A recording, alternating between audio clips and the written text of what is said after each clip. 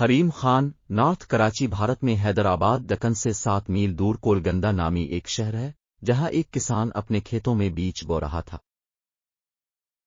صبح کا وقت تھا۔ علاقے کا نواب سیر کرتا ہوا وہاں سے گزرا۔ کسان کو محنت سے کام کرتے ہوئے دیکھ کر نواب نے سوچا کہ کسان سے اس کی خیریت دریافت کرنی چاہیے۔ وہ گھوڑے سے اترا اور کھیت کے کنارے پہنچ کر کسان سے پوچھا، کیوں بھائی، کھیتی باڑی میں تم اس قدر محنت کرتے ہو، کتنا کچھ کما لیتے ہو؟ کچھ فائدہ بھی ہوتا ہے یا نہیں؟ کسان نے سر الفاط الف اور نواب سے کہا، فائدہ کیا جناب، فصل کٹنے کے بعد اس کے 4 حصے کر لیتا ہوں۔ نواب نے پھر پوچھا، اچھا تو ان 4 حصوں کو خرچ کیسے کرتے ہو؟ کسان نے جواب دیا، ایک حصہ تو حکومت کے ٹیکس میں چلا جاتا ہے، جاری ہے، دوسرا حصہ قرض چکانے میں ختم ہو جاتا ہے، تیسرا حصہ الفادیار دیتا ہوں اور باقی چوتھا حصہ یوں ہی لاٹا دیتا ہوں۔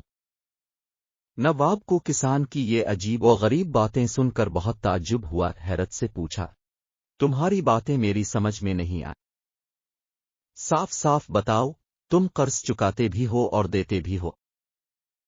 ایسا کون سا قرض ہے جو ہر فصل پر ادا کرتے ہو اور پھر بھی ختم نہیں ہوتا، اور وہ کون ہے جسے تم ہمیشہ قرض دیتے ہو اور پھر 1/4 رقم تم یوں ہی آڑا دیتے ہو؟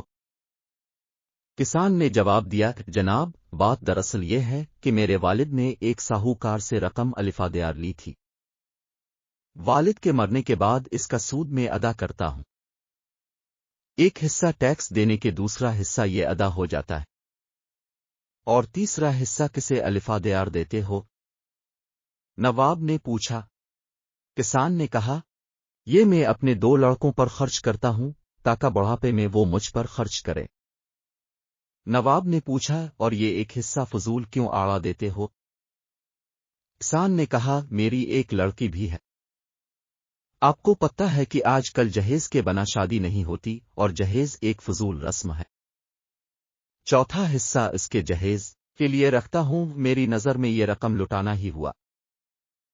نواب اس کی مدلل گفتگو سے بہت متاثر ہوا اور ایک بڑی رقم اسے انعام کے طور پر دے کر رخصت ہو گیا۔ پیارے دوستوں، اس چینل کو سبسکرائب کرے، لائک کرے۔